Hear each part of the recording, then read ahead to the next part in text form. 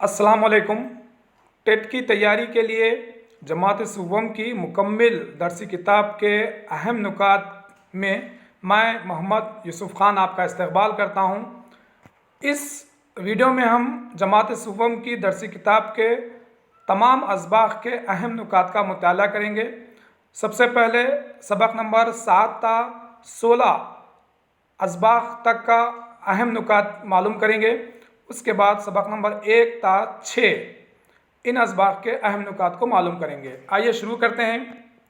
पहला सवाल है, हस्ब ज़ैल बयान सही है। ऑप्शन ए, पकाने से ग़िज़ा मज़ेदार होती है। ऑप्शन बी, पकी हुई ग़िज़ा बहुत जल्द हज़म होती है। ऑप्शन सी, तरकारियाँ काटने के बाद धोने से उनके मख़वियात में इजाफ़ा होता है। ऑप्शन डी, ए और बी। सही जवाब है ऑप्शन डी, ए और बी, यानी पकाने से ग़िज़ा मज़ेदार होती है और पकी हुई ग़िज़ा बहुत जल्द हज़म होती है। लेकिन अगर आप तरकारियों को काटने के बाद धोते हैं तो उनके मख़वियात तल्फ़ हो जाते हैं। वहीं पर चावल के धोने के ताल्लुक़ से भी बताया गया है कि चावल को ज़्यादा देर तक नहीं धोना चाहिए। चावल को पकाने के बाद निथारने से भी उनके मख़वियात तल्फ़ होते हैं, ज़ाय होते हैं। दूसरा सवाल है, हस्ब ज़ैल बयान सही है। ऑप्शन ए, आंध्र प्रदेश में चावल ज़्यादा खाते हैं। ऑप्शन बी, राजस्थान में जवार की रोटी ज़्यादा खाते हैं। ऑप्शन सी, दिल्ली, गुजरात, बिहार में गेहूं की रोटी ज़्यादा खाते हैं। ऑप्शन डी, मुंदरजा बाला तमाम। और सही जवाब है मुंदरजा बाला तमाम, यानी आंध्र प्रदेश में चावल ज़्यादा खाते हैं। सबक में और रियासतों का जिक्र है, आंध्र प्रदेश, तेलंगाना, केरला, तमिलनाडु, कर्नाटक। इन रियासतों में चावल ज़्यादा खाते हैं और राजस्थान में क्योंकि जवार की फसल ज़्यादा होती है इसलिए वहाँ पर जवार ज़्यादा खाते हैं, जवार की रोटी ज़्यादा खाते हैं। वहीं पर दिल्ली, गुजरात, बिहार, एक और रियासत है मध्य प्रदेश, वहाँ पर गेहूं की रोटियाँ और पूरियाँ ज़्यादा खाए जाते हैं। अगला सवाल है, हस्ब ज़ैल काम ग्राम पंचायत का नहीं है। ऑप्शन ए, पीने का पानी सरबराह करना। ऑप्शन बी, गलियों और नालियों की सफाई करना। ऑप्शन सी, मदारिस का क़याम करना। ऑप्शन डी, ए और बी। और इसका सही जवाब है ऑप्शन सी, मदारिस का क़याम करना ग्राम पंचायत का काम नहीं है। ग्राम पंचायत के काम जो दरसी किताब में बताए गए हैं, 3 काम बताए गए हैं। पहला काम पीने का पानी सरबराह करना, दूसरा काम गलियों और नालियों की सफाई करना, तीसरा काम गलियों में रोशनी का यानी बिजली का इंतज़ाम करना। ग्राम पंचायत के और बहुत सारे काम हो सकते हैं, लेकिन हम यहाँ पर सुवम जमात की दरसी किताब पढ़ रहे हैं तो हम उन्हीं नुकात का मुताला करेंगे जो दरसी किताब में बताए गए हैं। उससे ज़्यादा डीप नुकात वो आप आइंदा आने वाली क्लासों में यानी जमातों में पढ़ेंगे। अगला सवाल है, इब्तिदाई सेहत के मरकज़ में किए जाने वाले काम। ऑप्शन ए, अवाम को सेहत के मुताल्लिक़ मालूमात फ़राहम करना। ऑप्शन बी, पल्स पोलियो का इनेकाद करना। ऑप्शन सी, आम बीमारियों के लिए दवाएं बनाना। ऑप्शन डी, मुंदरजा बाला तमाम। और सही जवाब है मुंदरजा बाला तमाम, यानी अवाम को सेहत के मुताल्लिक़ मालूमात फ़राहम करना ये इब्तिदाई सेहत के मरकज़ का काम है। साथ ही साथ पल्स पोलियो का इनेकाद करना, आम बीमारियों की दवाएं देना, ये 3 काम हैं जो दरसी किताब में बताए गए हैं जो इब्तिदाई सेहत के मरकज़ में किए जाने वाले काम हैं। अगला सवाल है, ज़लज़ले आने वाले इलाक़ों में ज़्यादा पाए जाने वाले मकान। Option A, igloo. Option B, कश्ती घर। ऑप्शन सी, लकड़ी के घर। ऑप्शन डी, बी और सी। और सही जवाब है लकड़ी के घर, यानी ऐसे इलाके, ऐसे मुकामात जहाँ पर ज़लज़ले अक्सर आते रहते हैं वहाँ पर लकड़ी के घर ज़्यादा पाए जाते हैं। आप जानते हैं इग्लो के जो घर होते हैं वो बर्फीले इलाक़ों में होते हैं। ये रिकॉर्डिंग जो हो रही है मुकम्मल तौर पर सेलफोन पर हो रही है तो रिकॉर्डिंग में कुछ दिक्कत हो सकती है, एडजस्ट कीजिए। और अगला सवाल देखिए, किन रियासतों में कश्ती घर ज़्यादा होते हैं। ऑप्शन ए, कश्मीर और गोवा। ऑप्शन बी, कश्मीर और बिहार, ऑप्शन सी कश्मीर और केरला, ऑप्शन डी बी और सी। और सही जवाब है कश्मीर और केरला। कश्मीर और केरला में कश्ती घर ज़्यादा होते हैं। वनवत पर 3 घरों का जिक्र किया गया है। पहला है इग्लो का, जो कि बर्फानी इलाकों में रहते हैं। दूसरे है लकड़ी के घर, जो कि जलजले वाले इलाकों में रहते हैं। और तीसरे हैं कश्ती घर, जो कि कश्मीर और केरला में ज़्यादा होते हैं। अगला सवाल है, लकड़ी से बनाए गए खिलौनों के लिए मशहूर मुकाम कौन सा है? Option A Nirmal, option B Kondapalli, option C Etikoppaka, option D मुंदरजा बाला तमाम। और सही जवाब है मुंदरजा बाला तमाम। यानी निर्मल, कोंडापल्ली और एटिकोपा में लकड़ी से बनाए गए खिलौने होते हैं। यानी वो मुकामात लकड़ी से बनाए गए खिलौनों के लिए मशहूर हैं, निर्मल, कोंडापल्ली और एटिकोपा। अगला सवाल है, हमारे बुजुर्ग कौन से बर्तन ज़्यादा इस्तेमाल करते थे? ये सवाल टेट 2017 में पूछा है और इसका सही जवाब है मिट्टी। यानी हमारे बुजुर्ग मिट्टी के बर्तन ज़्यादा इस्तेमाल करते थे। अगला सवाल है, कौन सी मिट्टी से कुम्हार घड़े तैयार करता है? ऑप्शन ए लाल मिट्टी, ऑप्शन बी काली मिट्टी, ऑप्शन सी रेगड़ी मिट्टी, ऑप्शन डी चिकनी मिट्टी। और सही जवाब है चिकनी मिट्टी। कुम्हार चिकनी मिट्टी से घड़े तैयार करता है। और घड़े तैयार करने का जो प्रोसेस किताब में बताया गया है वो 6 मरहले है। वो आप थोड़ा सा जहन नशीन कर लीजिए। पहला मरहला है मिट्टी का इंतखाब, फिर उसको पैर से खुनलना, फिर उसको पहिए पे घुमाना, हाथ से उसका शेप देना।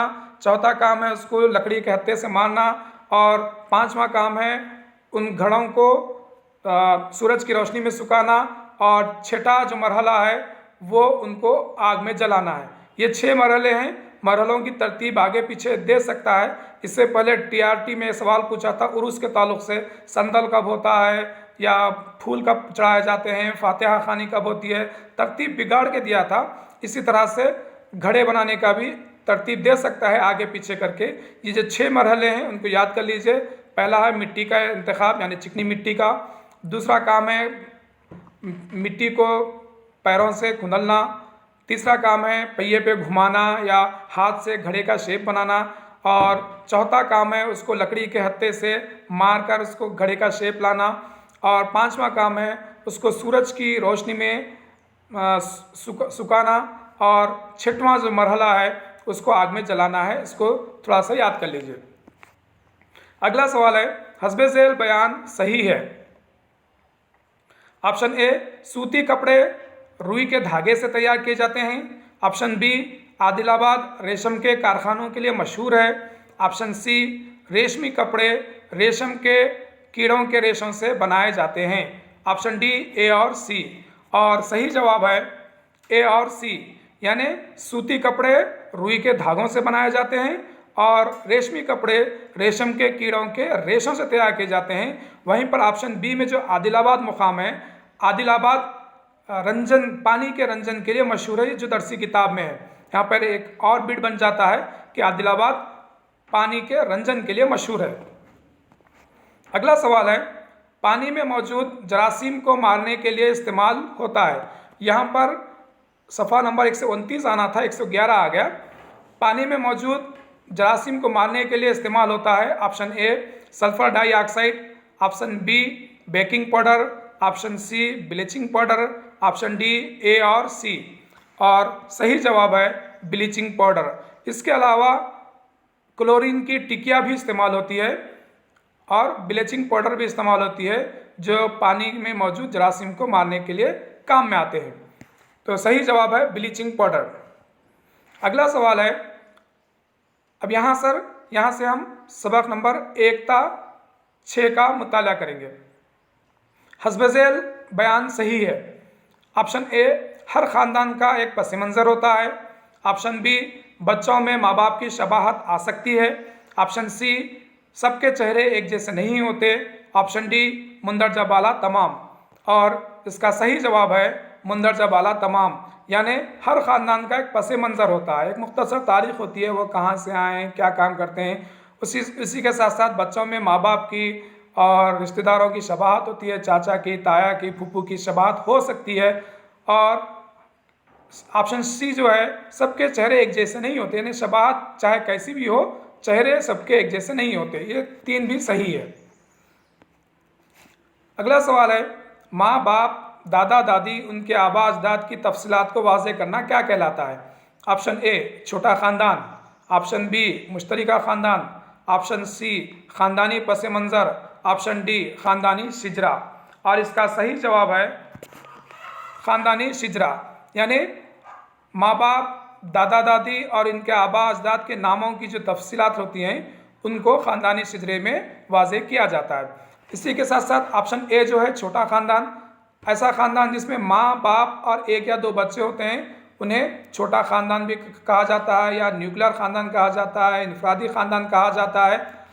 और ऑप्शन बी जो है मुश्तरका ख़ानदान, ऐसा ख़ानदान जिसमें माँ बाप, दादा दादी, ताया ताई, चाचा चाची और दूसरे ख़ानदान वाले और उनके बच्चे रहते हैं, इन सब को मिलाकर मुश्तरका ख़ानदान कहते हैं। ख़ानदानी पस मंज़र की तफसील पिछले सवाल में आ चुकी है। अगला सवाल है, यौम मुअम्मरीन कब मनाया जाता है? यौम मुअम्मरीन यानी ओल्ड पर्सनस का जो दिन मनाया जाता है वो 1 अक्टूबर को मनाया जाता है। 1 अक्टूबर को ज़ईफ़ लोगों का दिन मनाया जाता है। उसके साथ ऑप्शन बी जो है 11 जुलाई, ये यौम आबादी है। ऑप्शन सी 8 मार्च, ये यौम ख़वातीन है। और ऑप्शन डी 5 जून, ये यौम माहौलियात है। अगला सवाल है, हस्ब ज़ैल बयान सही है? ऑप्शन ए अंधों को पढ़ने के लिए बरेल रस्मुल ख़त इस्तेमाल होता है। ऑप्शन बी बरेल रस्मुल ख़त को लुईस बरेल ने ईजाद किया। ऑप्शन सी मुख्तलिफ सलाहियतों के हामिल अशख़ास का दिन 3 दिसंबर को मनाया जाता है। ऑप्शन डी मुंदरजा बाला तमाम। और इसका सही जवाब है मुंदरजा बाला तमाम, यानी अंधों को पढ़ने के लिए बरेल रस्मुल ख़त का इस्तेमाल होता है, ये सही है। ऑप्शन बी जो है बरेल रस्मुल ख़त को लुईस बरेल ने ईजाद किया, ये भी सही है। और ऑप्शन सी मुख्तलिफ सलाहियतों के हामिल अशख़ास का दिन 3 दिसंबर को मनाया जाता है, ये भी सही है। ये तीनों भी ऑप्शन सही है, इसलिए हमारा जवाब ऑप्शन डी मुंदरजा बाला तमाम सही होगा। अगला सवाल है, जानवरों की मदद से खेले जाने वाला खेल कौन सा है? ये भी टेट 2017 में पूछा जा चुका है। ऑप्शन ए है water polo, option B polo, option सी हॉकी और ऑप्शन डी ए और बी। इसका सही जवाब है पोलो, यानी जानवरों की मदद से खेला जाने वाला खेल पोलो है, जिसमें घोड़े इस्तेमाल होते हैं। घोड़ों पर बैठकर एक स्टिक की मदद से बाल को मारा जाता है। अगला सवाल है, मैलेट किस खेल में इस्तेमाल होता है? Option A hockey, option B polo, option C shooting, option D football. और सही जवाब है पोलो, यानी पोलो खेलते वक्त घोड़े पे बैठकर जो स्टिक इस्तेमाल होती है उसको पोलो स्टिक भी कहते हैं और उसको मैलेट भी कहते हैं। हमारा सही जवाब है ऑप्शन बी पोलो। अगला सवाल है, ठहरे हुए पानी में मच्छरों की अफजाइश रोकने के लिए क्या करना चाहिए? ऑप्शन ए क्रोसिन का छिड़काव करना चाहिए, ऑप्शन बी मैलाथिन का छिड़काव करना चाहिए, ऑप्शन डी पेट्रोल का छिड़काव करना चाहिए और ऑप्शन सी ए और बी। इसका सही जवाब है ए और बी, यानी ठहरे हुए पानी में मच्छरों की अफजाइश रोकने के लिए क्रोसिन या मैलाथिन का छिड़काव करना चाहिए और उससे बचाव के लिए मच्छर की बत्ती का भी जिक्र है दरसी किताब में। इसके अलावा अगला सवाल देखिए, पानी और ज़मीन दोनों पर रहने वाला जानवर कौन सा है? ऑप्शन ए कछुआ, ऑप्शन बी मगरमच्छ, ऑप्शन सी केकड़ा, ऑप्शन डी मुंदरजा बाला तमाम। और इसका सही जवाब है मुंदरजा बाला तमाम, यानी कछुआ, मगरमच्छ और केकड़ा पानी में भी रहता है और ज़मीन पर भी रहता है। इसके अलावा मेंढक भी पानी में रहता है और ज़मीन पर भी रहता है। अगला सवाल है, हैज़ा बीमारी की फैलाव की अहम वजह, यानी हैज़ा फैलने की अहम वजह क्या है? ऑप्शन ए मच्छर, ऑप्शन बी ड्रैगन फ्लाई यानी पतंगे, ऑप्शन सी तितली, ऑप्शन डी मक्खी। और इसका सही जवाब है मक्खी, यानी मक्खी जब ग़िज़ा पर बैठ जाती है तो वो जो आलूदा ग़िज़ा खाते हैं तो उस आलूदा ग़िज़ा से हैज़ा या टाइफाइड जैसी बीमारियां होती हैं। वहीं पर मच्छर से मलेरिया की बीमारी होती है। ड्रैगन फ्लाई यानी पतंगे का जिक्र और तितली का जिक्र दरसी किताब में सिर्फ खूबसूरती के लिए लिया गया है, जिनको बच्चे हैं ना पकड़कर उनको ज़ाय करते हैं। अगला सवाल है, हस्ब ज़ैल बयान गलत है, यानी कौन सा बयान गलत है? फर्स्ट ऑप्शन ए, मलेरिया का सबब मच्छर है। ऑप्शन बी, मक्खियाँ बैठी हुई ग़िज़ा खाने से हैज़ा और टाइफाइड होता है। ऑप्शन सी, बाज सांप पानी में और बांस सांप ज़मीन पर रहते हैं। ऑप्शन डी, मेंढक अपना घर पानी में बनाता है। और इसका सही जवाब है मेंढक अपना घर पानी में बनाता है। ये बयान गलत है, ये बयान गलत है। और बाकी जो 3 बयान हैं वो 3 के 3 बयान सही हैं। मलेरिया का सबब मच्छर है, मक्खियों का भी जिक्र पिछले सवाल में आ चुका है, हैज़ा और टाइफाइड की वजह मक्खियाँ बनती हैं। इसके अलावा सांप जो हैं पानी में भी रहते हैं बाज, और बाज सांप ज़मीन पर भी रहते हैं, जिसमें सिर्फ नाग सांप और कटों वाला सांप और समंदरी सांप ही जहरीला होता है, बाकी सांप जहरीले नहीं होते। ये दरसी किताब में बताया गया है। अगला सवाल है, किस दरख्त की शाखें नहीं होती? आपसे गुजारिश है कि अगर ये वीडियो, ये नुकात आपको पसंद आए हैं तो गुजारिश है कि इस चैनल को सब्सक्राइब करें अगर नए हैं, या जिन्होंने अब तक इस वीडियो को देखा है उनसे गुजारिश है कि एक लाइक ज़रूर बना दें और एक लाइक का बटन दबा दें। और जिन्होंने सब्सक्राइब किया है, बाजू में एक बेल की घंटी रहती है, उस बेल की घंटी को दबा दें ताकि जब कभी कोई नया वीडियो मैं अपलोड करूं तो सबसे पहले इत्तला आपको मिले और वीडियो पर आपको तलाश करना ना पड़े, आपको डायरेक्ट मैसेज आ जाएगा। अगला सवाल है, किस दरख्त की शाखें नहीं होती? ऑप्शन ए, बरगद का दरख्त। ऑप्शन बी, इमली का दरख्त। ऑप्शन सी, नीम का दरख्त। ऑप्शन डी, ताड़ का दरख्त। इसका सही जवाब है ताड़ का दरख्त। ताड़ के दरख्त की शाखें नहीं होती। ताड़ के दरख्त के पत्ते चौड़े होते हैं जो झोपड़ियों के छत बनाने में काम में आते हैं। ये भी बहुत अहम है, ताड़ के दरख्त के पत्ते चौड़े होते हैं जो कि झोपड़ियों की छतें बनाने के लिए काम में आते हैं। इसके अलावा जो ऑप्शन ए, बी, सी है, यानी बरगद का दरख्त, इमली का दरख्त, नीम का दरख्त, ये सायेदार दरख्त होते हैं, इसलिए इनको सड़क के किनारे लगाया जाता है। अगला सवाल है, हस्ब ज़ैल एक आबी पौधा है। ऑप्शन ए, घेगवार। ऑप्शन बी, नागफन्नी। Option C, lily. Option D, चप्पल सेंड। 2017 के टेट में सवाल अलग से पूछा था कि हस्ब ज़ैल में सहराई पौधा कौन सा है, पूछा था। यहाँ पर मैंने सवाल को इस तरह से बनाया है कि इसमें आबी पौधा कौन सा है, और सही जवाब है लिली। लिली और कमल का फूल, कमल, ये 2 आबी पौधे दरसी किताब में बताए गए हैं। घेगवार, नागफन्नी और चप्पल सेंड ये सहराई पौधे हैं, यानी रेगिस्तानी पौधे हैं, ये रेगिस्तान में होते हैं। ऐसे पौधे जो रेगिस्तान में होते हैं, रेगिस्तान को सहरा भी कहते हैं, उनको सहराई पौधे या रेगिस्तानी पौधे कहते हैं। ऐसे पौधे जो पानी में होते हैं, आब यानी पानी, ऐसे पौधे जो पानी में होते हैं वो आबी पौधे कहलाते हैं। कि दरसी किताब के अंदर लिली और कमल का जिक्र है जो आबी पौधे हैं। जो टेट 2017 में ये सवाल पूछा है, लेकिन पूछने की नौयत कुछ गहराई से होती है। आप इन नुकात को याद रख लें, सवाल को चाहे कितना भी घुमा के पूछ ले, आप जवाब दे सकते हैं। अगला सवाल है, खाने के बर्तन की तरह इस्तेमाल होने वाले पत्ते। ऑप्शन ए, आम के पत्ते। ऑप्शन बी, नारियल के पत्ते। ऑप्शन सी, मौस के पत्ते। ऑप्शन डी, ए और बी। और इसका सही जवाब है मौस के पत्ते। मौस के पत्ते खाने के बर्तन की तरह इस्तेमाल होते हैं, ख़ासकर जनूबी हिंदुस्तान में, तमिलनाडु, केरला, कर्नाटक और आंध्र प्रदेश वगैरह में होटलों के अंदर और दावतों में बर्तन की जगह पर मौस के पत्ते दिए जाते हैं, क्योंकि बहुत चौड़े होते हैं, इसलिए मौस के पत्ते जो हैं वो खाने के बर्तन की तरह इस्तेमाल होते हैं। इसके अलावा ऑप्शन ए, आम के पत्ते। ऑप्शन बी, नारियल के पत्ते।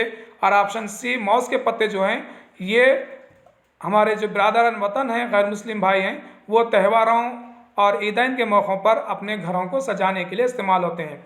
घरों को सजाने के लिए इस्तेमाल होने वाले जो पत्ते दरसी किताब में बताए गए हैं वो आम, नारियल और मौस के पत्ते हैं, और खाने के बर्तन की तरह इस्तेमाल होने वाला जो पत्ता बताया गया है वो मौस का पत्ता है। अगला सवाल है, खुशबू देने वाले पत्ते कौन से हैं? ऑप्शन ए, करियापत। ऑप्शन बी, कोतमीर। ऑप्शन सी, बादाम के पत्ते। ऑप्शन डी, ए और बी। और इसका सही जवाब है ए और बी, यानी करियापात और कोतमीर के पत्ते खुशबू देने वाले पत्ते हैं। इसके अलावा ऑप्शन सी जो बादाम के पत्ते हैं, इसको भी ऑप्शन में रखने की एक अहम वजह यह है कि दरसी किताब में बताया गया है कि बादाम के पत्ते कई रंग के होते हैं। बादाम के पत्ते कई रंग के होते हैं, मुख्तलिफ रंग के होते हैं। एक और पौधे का जिक्र है क्रोटान के पौधे, वो भी मुख्तलिफ रंग के होते हैं। और दूसरे जो पत्ते हैं जैसा कि यूकलिप्टस, नीलगिरी, तुलसी का भी, पुदीने का भी जिक्र, पुदीने के पत्तों का भी जिक्र दरसी किताब में है। यहाँ पर खुशबू देने वाले जो पत्ते हैं करियापात है, कोतमीर है, और बादाम के पत्ते जो हैं वो कई रंग के होते हैं, ये दरसी किताब में बताया गया है। अगला सवाल है, आमतौर पर हस्ब ज़ैल बयान सही है। ऑप्शन ए, आमतौर पर नौखेज़ पत्ते हल्के रंग के होते हैं, हल्के लाल रंग के होते हैं। ऑप्शन बी, झड़े हुए पत्तों को जलाने के बजाय कंपोस्ट गड्ढे में डालना चाहिए। ऑप्शन सी, आमतौर पर पुख्ता पत्ते हरे होते हैं। और ऑप्शन डी है मुंदरजा बाला तमाम। इसका सही जवाब है मुंदरजा बाला तमाम, यानी आमतौर पर नौखेज़ पत्ते जो होते हैं वो हल्के लाल रंग के होते हैं। अगर आपने आम के पत्तों को देखा हो तो इसका तजुर्बा आप कर सकते हैं कि जो नौखेज़ पत्ते होते हैं वो हल्के लाल रंग के होते हैं, और जो पुख्ता पत्ते होते हैं वो हरे रंग के होते हैं, और जो झड़ने वाले पत्ते होते हैं वो पीले रंग के होते हैं। और जो पत्ते झड़ जाते हैं उनको जलाने के बजाय कंपोस्ट के गड्ढे में डालना चाहिए। अब तक आपने ये तमाम मुकम्मल वीडियो देखा है। अगर आपको ये वीडियो पसंद आया हो, ये नुकात पसंद आए हों, तो इस वीडियो को चैनल को सब्सक्राइब ज़रूर करें, वीडियो को लाइक करें, और कमेंट लिखकर आपको कितने नुकात याद हुए हैं उन तमाम नुकात को कमेंट में लिखिए, और आप जितना लिखेंगे उतना आपको जल्दी याद हो जाएगा। बहुत बहुत शुक्रिया।